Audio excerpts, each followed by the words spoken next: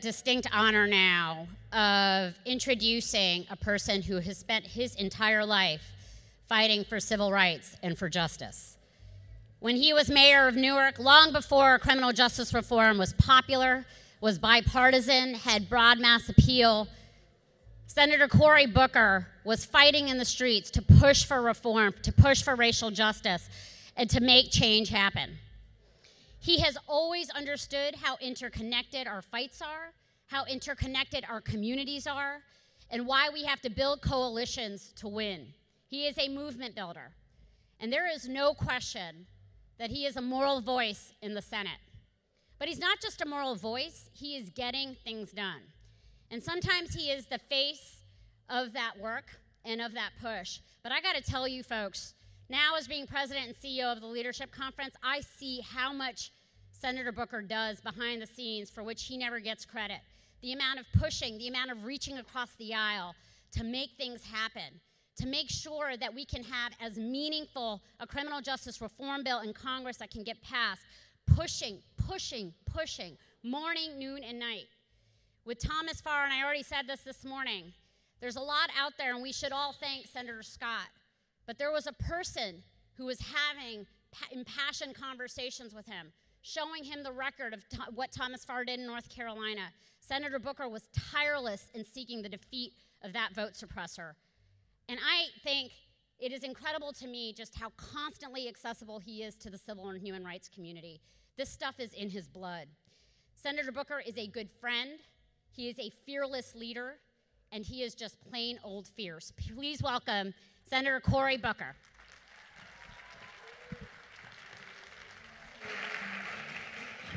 Hello, everybody. Hello, everybody. So I am really just grateful to be here. One of the smartest things I've done this month is to leave my office early and be able to sit over there and listen to Desmond Meade, who just was truly heroically inspiring to me. But that's what we are to each other. Gwendolyn Brooks says we are each other's business. We are each other's harvest. We are each other's magnitude and bond. I was just introduced by someone who has been like that to me. Vanita, who is the president of this conference, has really been someone who has sourced me through her leadership, but more importantly, her friendship. We talk so often about criminal justice issues, human rights issues, on the phone, strategizing, going back and forth, but always she lifts me and elevates me and sort of charges me up and pushes me back into the fight. I have a definition of revolutionary leadership that I lean on that comes from a book called In Search of My Mother's Garden by Alice Walker, where she talks about the true revolutionary. And she says the true revolutionary is always concerned with the least glamorous stuff, the raising of a child's reading level from 3rd grade to 4th, to filling out food stamp forms for folks because people got to eat, revolution or not. The real revolutionary is always close enough to the people to be there for them when they're needed.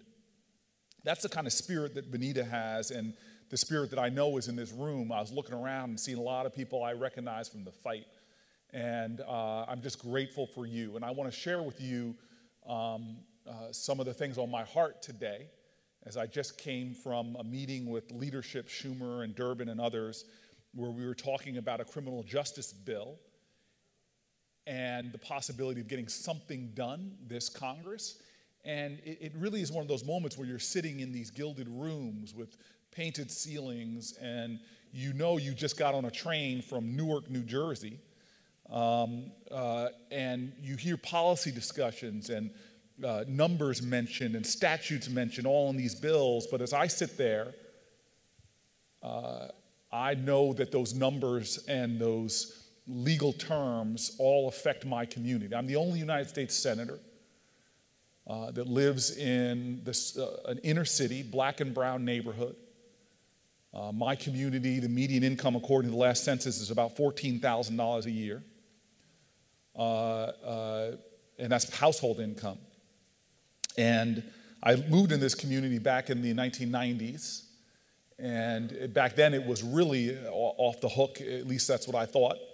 Because when I first moved there, I was moving my stuff into my apartment that I rented and came back to my car. My stuff was stolen. There was a 24-hour sort of drug trade going on the street, punctuated by shootings I would hear often at night from my bed. And I still remember being overwhelmed by a lot of the challenges on the streets as I was still a law student trying to get immersed in the community. And I'll never forget this woman named Miss Virginia Jones, who became one of my great life heroes. I always say I got my BA from Stanford, but my PhD on the streets of Newark from professors that were far more brilliant, insightful than many of the ones I had in school.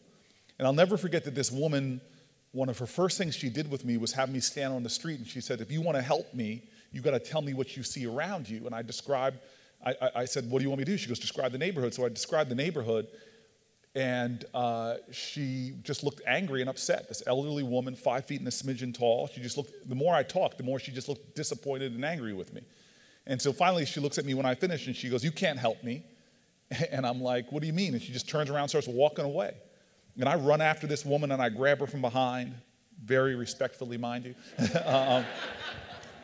And she wheels around, and she looks at me, and she says, boy, you need to understand something, that the world you see outside of you is a reflection of what you have inside of you. And if you're one of those people who only sees problems and darkness and despair, that's all there's ever going to be. But if you're one of those stubborn people who every time you open your eyes, you see hope, you see love, you see the face of God, then you can be one of those people that helps me. And she walked away. You see, when I'm in my community, we have challenges. Again, I don't know if any other senators had shootings on their block this year. Shahad Smith was murdered at the top of my block this year, a young man that I lived with when I lived in the projects on the top of the hill. I live across the street from a drug treatment center. I sometimes have sat with the men and women in those circles, and I just see beauty, I see divinity, I see God. But I also hear their stories of people who had a disease treated with incarceration after incarceration after incarceration, who've been chewed up by the mechanisms of power, but yet somehow elevate with inspiring grace and dignity. In my community, I go to my bodega and I see people who work full-time jobs using food stamps to still try to get by, because we are a society that's stripping the dignity from work. In my community, on 4th of July, I hear parents, talk to me about what it means when some people hear fireworks, but when communities like mine, people have continuing, not post-traumatic stress, but continuing traumatic stress. I live in a neighborhood that's about a mile or so from Superfund sites. Most Americans don't know that Superfund sites are going up, not down in America, because now we have this sort of Grover Norquist, no new taxes. Reagan and Mitch McConnell back years ago authorized a small tax on the most polluting industries to clean up Superfund sites, but they didn't reauthorize it in this day and age. So Superfund sites are festering and growing, toxic environments are growing. We now know that children born within a mile or two of Superfund sites have 20% higher rates of birth defects, autism. Communities like mine are communities where people realize that some folk have an easier time finding unleaded gasoline than unleaded water. People think Flint, Michigan is an anomaly. There's over 1,000 jurisdictions in America where children have twice the blood lead levels in Flint, Michigan. Can't plant in the soil in my neighborhood. We have a big urban garden. We had to put planter boxes down because you plant in that soil, and the plants are toxic because of the lead. I come to Washington from Newark, from a community which I have lived now for 2 decades. Policies down here matter. I see that the bigotry and the racist policies of decades ago, housing policies that redlined neighborhoods, did FHA loans, and created walled-in ghettos. Literally, my family, when we moved to New Jersey, had to get a white couple to pose as us to buy the home I grew up in because they were steering black families away. And so when you have communities in which the air is toxic, the soil is toxic, the water is toxic, in which violence and gunshots give people traumatic stress, where you have shrines on street corners often. And I'm not saying, look, my mayor is an amazing man. He is driving down the violent crime rate, but you still see those shrines of teddy bears and candles on streets where you have a criminal justice system that is dramatically different in this country depending on the geography in which you live. There's no difference between blacks and whites for using drugs or selling drugs. But if you are African American, you're almost 4 times more likely to be arrested for those things. You get more likely to get convicted, more likely to get the mandatory minimum. Where we have a country, as Brian Stevenson says, that treats you better if you're rich and guilty than poor and innocent. The community I grew up in another part of New Jersey, my friends did so many things wrong. This is what Brother Meade was talking about room to fail. Children will fail. From the time they start walking, they will stumble and fall. And in my community I grew up in, a predominantly white community, kids used drugs, experimented with drugs. Kids did crimes. On senior cut day, some of my friends went in to buy alcohol with fake IDs. Place was closed. They kicked in the door, stole cases of beer. That is a felony. They got caught. And what happened? The right thing happened. No charges, no nothing. The right thing happened. Kids in my community in Newark have no margin for those errors. They get chewed into the systems. As we sit here now, there are thousands of children sitting in jails for weeks, if not months, who have yet to even have a trial. And they're sitting in environments that other countries call torture. That's solitary confinement. There has been a national culling in communities like mine, a culling of human beings' potential by pulling more and more people, the most marginalized folks in our community, people who are low income, people who are mentally ill, people who are addicted to drugs, black and brown people. And do not forget the pipeline we have in this country from sexual assault to our prisons.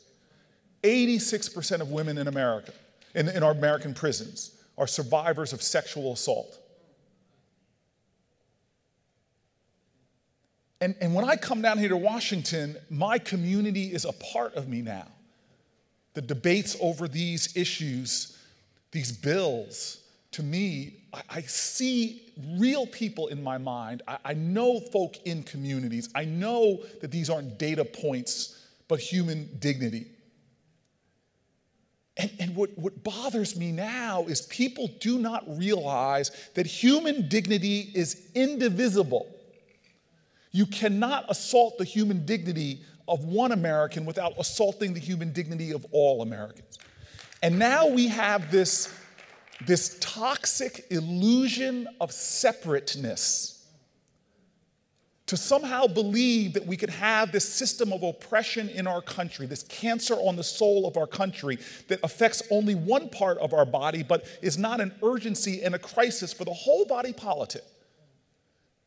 People have no idea what we have done to ourselves, a self-inflicted wound. I see it in my community because of the economic injustice that stems from a system of environmental injustice, of criminal injustice. You see, you have one criminal conviction for a nonviolent drug. Kids in my neighborhood who were arrested for doing things that 2 of the last 3 presidents have done. Sitting there watching yesterday as President Bush was laid in state, and you see people that you know have done the kind of things that kids do, but some folk, their pathways to the presidency. And some folks, the pathway is well worn to prison. And then when they come out, they are still imprisoned. But by 40,000 collateral consequences for having that charge that devastate your economic potential. Devastate your economic. You can't get a job at a fast food restaurant in Newark. Can't get taxi licenses, business licenses, loans from banks. Can't get Pell Grants when you come out, and we stripped it away from folk that are in. Part of the best taxpayer dollar you can use is to educate, give people access to education when they're incarcerated. because of it lowering recidivism rates. We do these self-inflicted wounds that make no economic sense as well as making no moral sense. And then what does it do? It creates poverty at epidemic levels. A study came out of a great college here in the United States that says we'd have 20% less poverty overall in America if our incarceration rates were the same as our industrial peers. And so I sit here today, I have to say, hurting. And let's not forget, I mean, we are a country that's hurting. You may not know it. We all have heard stories about people walking around feeling 100%, not realizing that cancer is eating away at their insides. There is a brokenness in America. That we profess these values, we stand and salute a flag, and we pledge an oath to the ideal of liberty and justice for all, but that is not the truth. That is an aspirational view for our country. We still have work to do, like every generation before us has had work to do. And I tell you, I feel the hurt. People walk around and we should be kinder and gentler. We should extend more grace because there is pain in this country, unspoken pain, unspoken struggles. And in communities like mine, it's more exposed to the surface. More people see what's going on. You see folks that have their stuff put outside on the street because $400 or $500 in arrears. In a rental system that is geared against so many low-income people who work full-time jobs and play by the rules. You see the brokenness before you.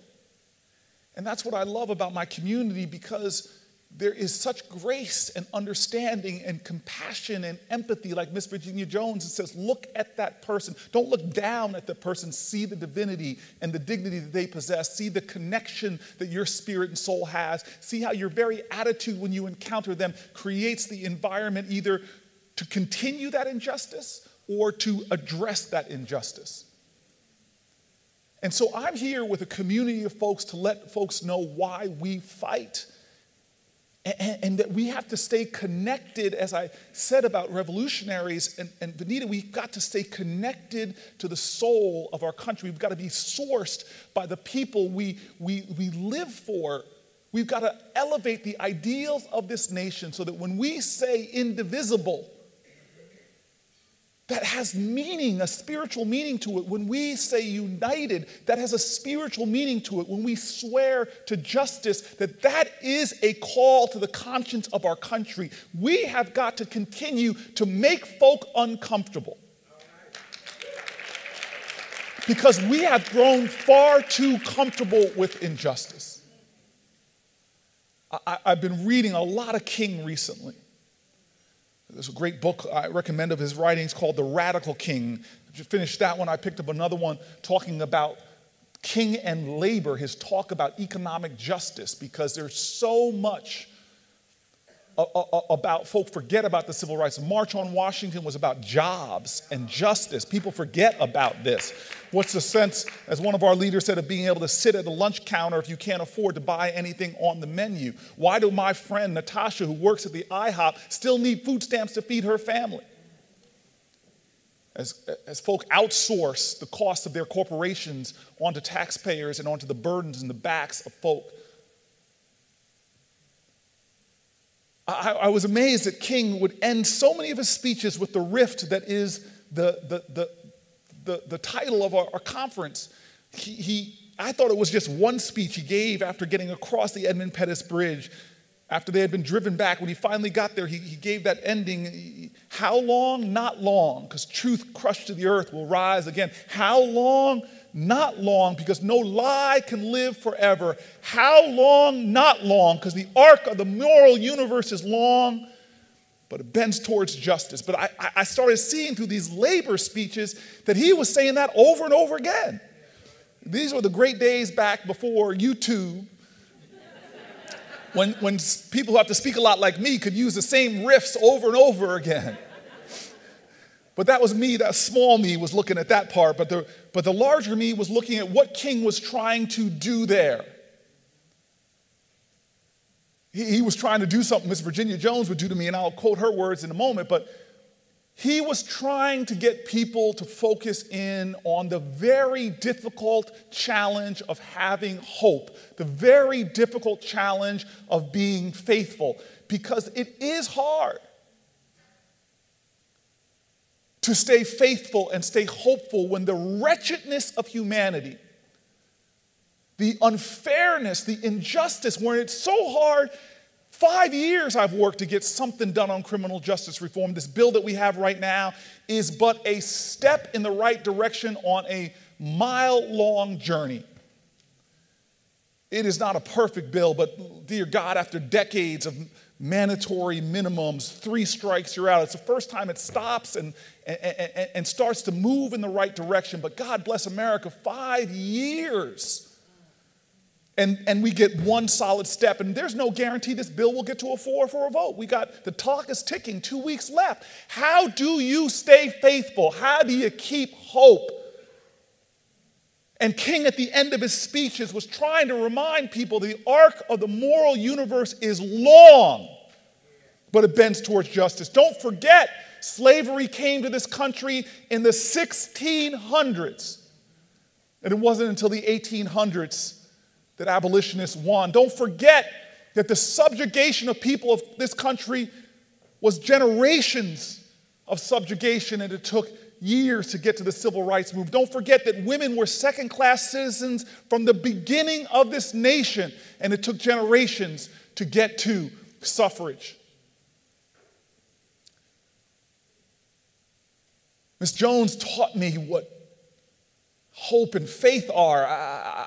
Her son was murdered in the lobby of the building I would move into. Back in the 80s, I moved into those projects in the late 90s.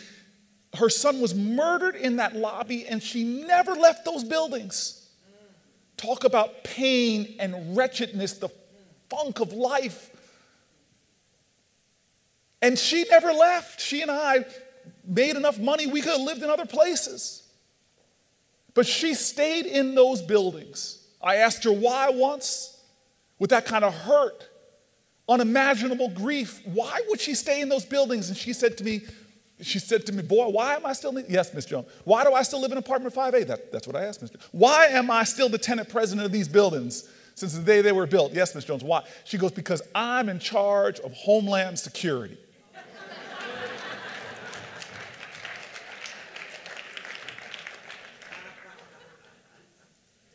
You have a choice every moment of your life to accept things as they are or take responsibility for changing them. We have agency in this room. We have power in this room. Alice Walker said the most common way people give up their power is not realizing they have it in the first place. Ms. Jones taught me that hope, don't sit around here waiting for hope. That's what King was trying to say. Don't wait on hope.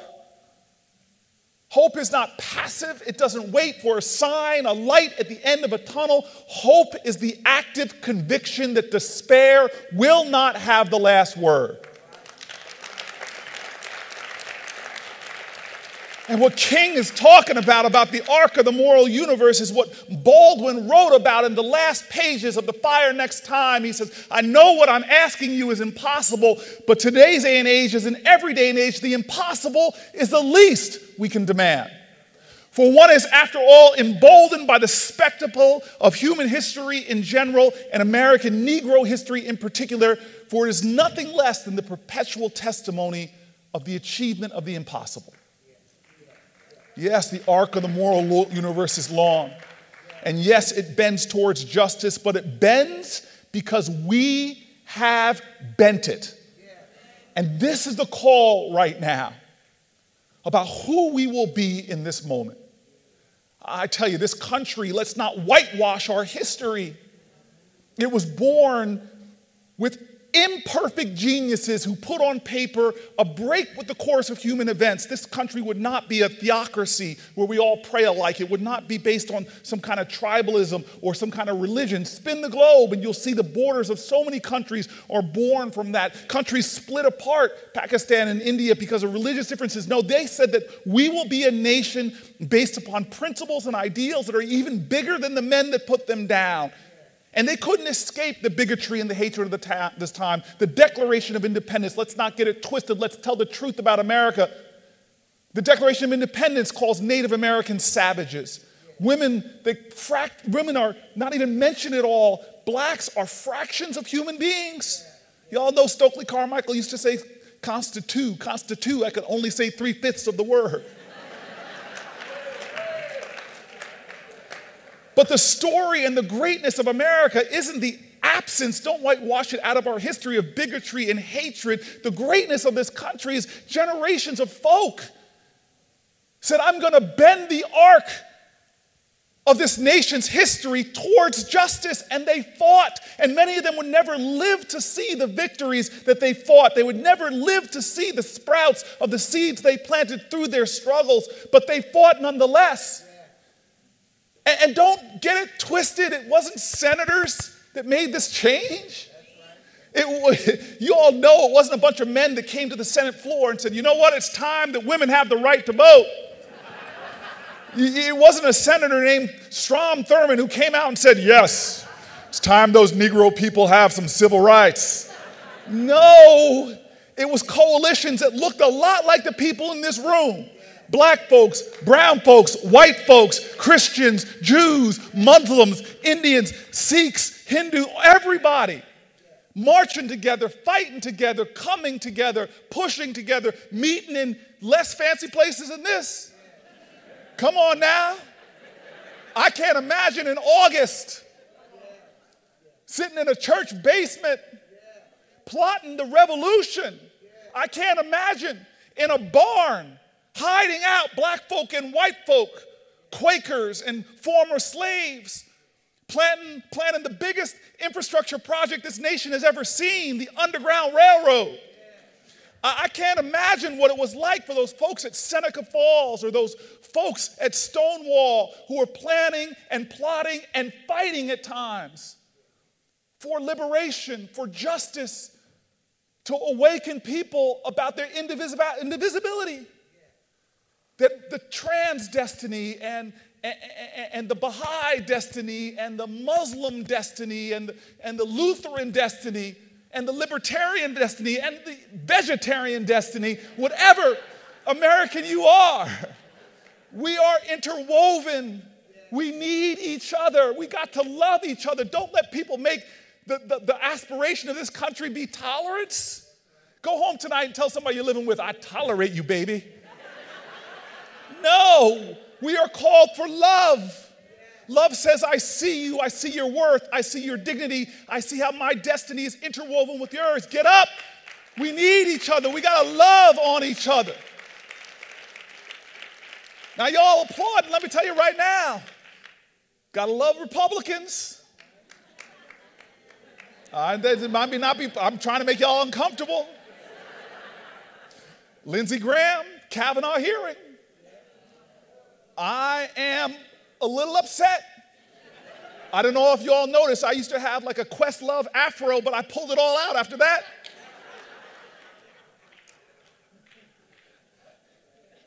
Unconditional love. I can hate the sins, but I'm not going to hate a person, the sinner. I'm not going to hate you because I have sinned. I've made mistakes. I've slipped into the wretchedness.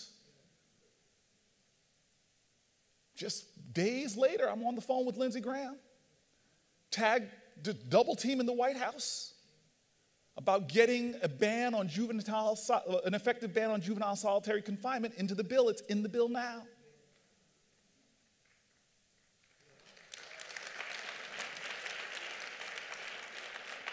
Unconditional love. So let me end with that. Because as much as we want to point fingers and make it about other people, it's always going to come down to us.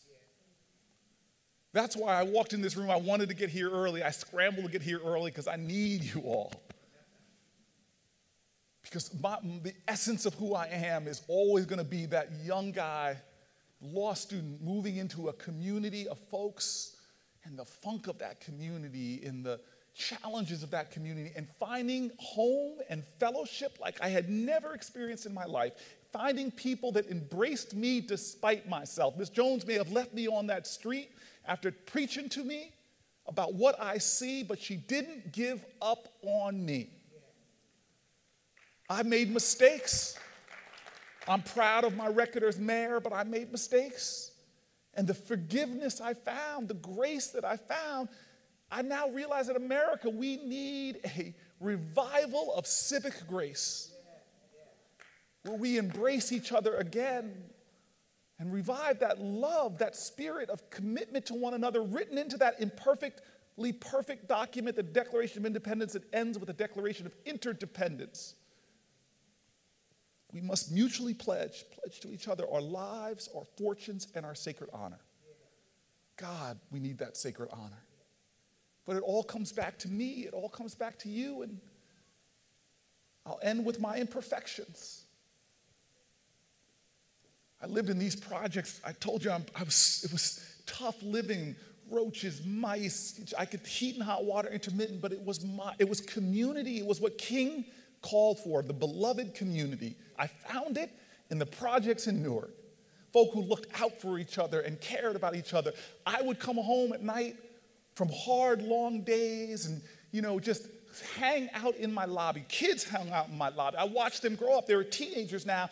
They hung out. There was a crew in my lobby. The Hassan Washington was the head of the crew, and I used to look at him and I go, oh my God, I have come my whole life and I have found my father again. Because my dad grew up in the mountains of North Carolina to a single mom, lived with his grandmother for a while. Hassan was living with his grandmother 4 floors below me, and the two of them had the same wicked sense of humor, the same charm, natural leadership gifts. And my father, because of the grace and kindness of people that would not let that child fail, came out of depths of poverty, going back to slavery, on to college from a church collection to get him enrolled at a HBCU called North Carolina Central. His civil rights movement happened while he was there. His story is a story about the conspiracy of love, about Americans being there, fighting the big battles, but never forgetting about that child. Well, I walked into this lobby, the crew, Hassan and his folks, and I saw them trying to hide it. I walk in, and I smell marijuana.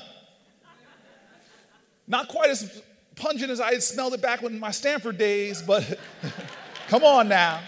If they were stopping and frisking college students, I won't say half, but a lot of our American college students would be in jail. But they don't do that. But I knew these kids didn't have, Brother Meade said, that margin for error. So alarm bells went off. And I started saying, I got to step up my activism, brought them out to the movies. I let them choose the movie. Mistake. Don't go see Saw 2.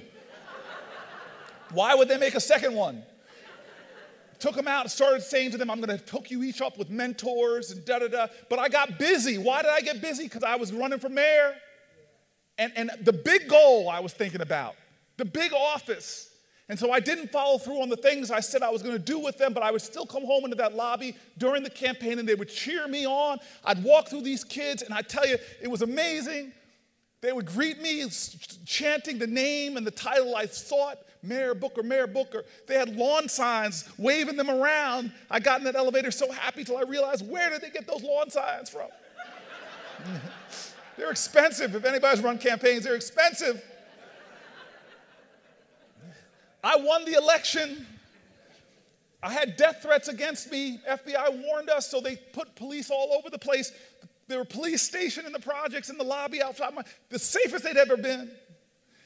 But the kids, I don't care who you are.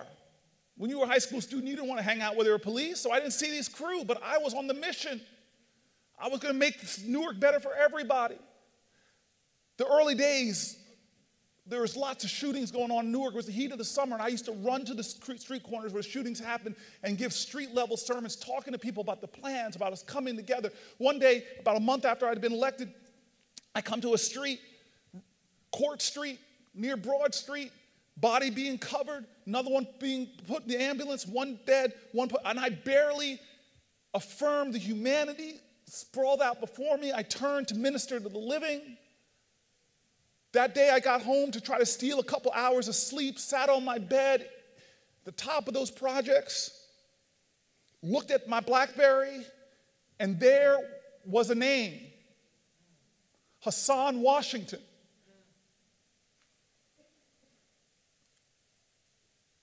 I broke.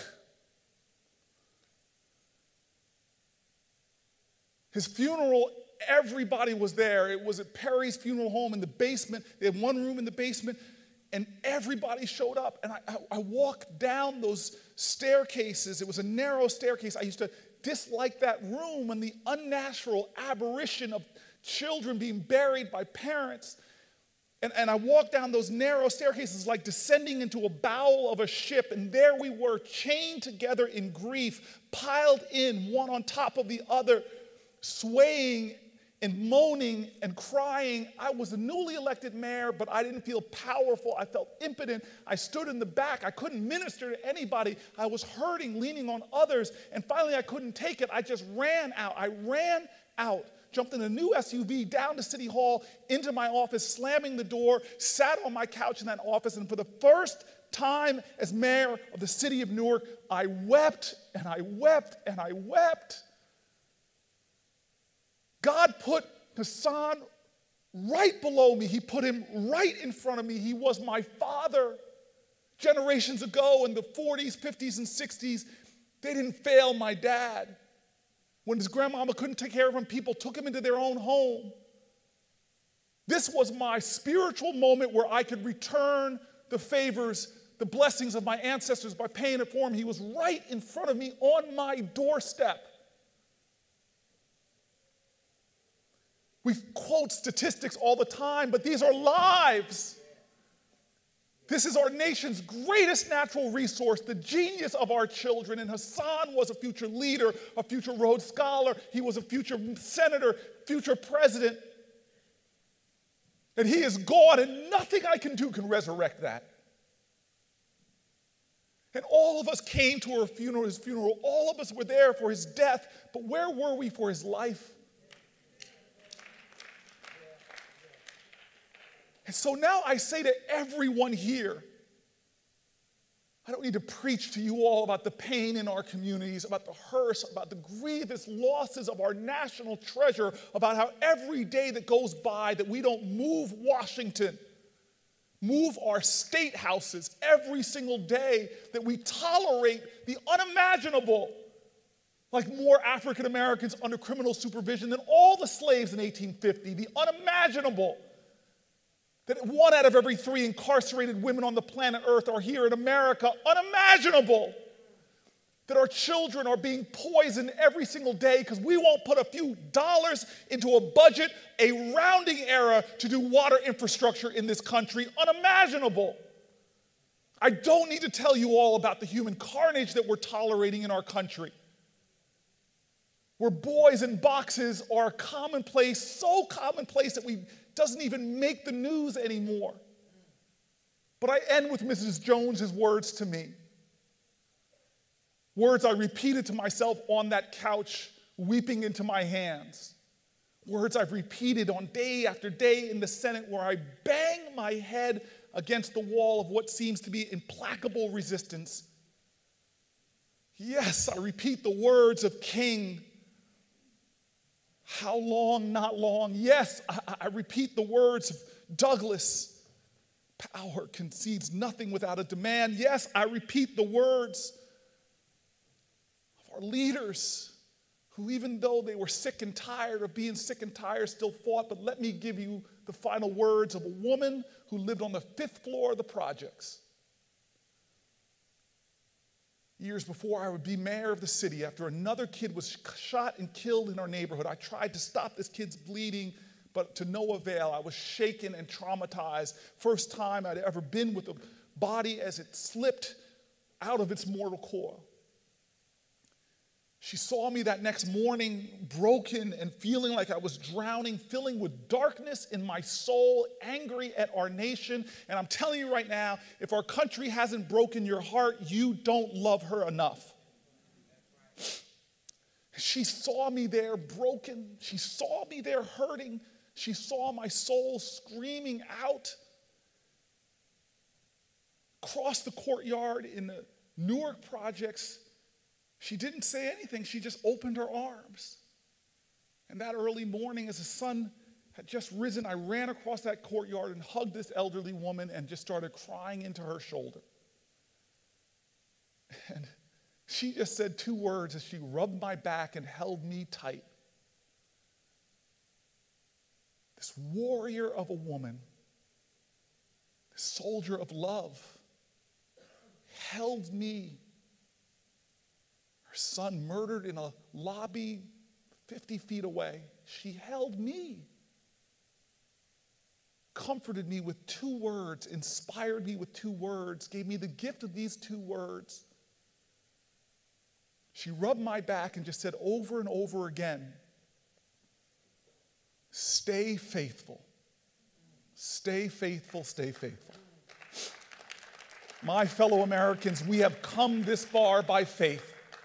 The faith of ancestors who never gave up. The faith of blacks and whites and Christians and Jews like Goodman, Cheney, and Schwerner who died for voting rights. A battle we still fight today. Stay faithful and know that faith without works is dead. We have work to do. We have battles to fight. Our country still calls. The dream still demands. America is in the balance, and I'm telling you right now, if we fight together and work together and sacrifice together, we will stand on a mighty day on a mountaintop and say that finally we've come to a point in this country where the past has been paid back by our gifts to the future, that this will be one day the United States of America, and justice will roll down like water and righteousness like a mighty stream. Thank you, everyone. Stay faithful.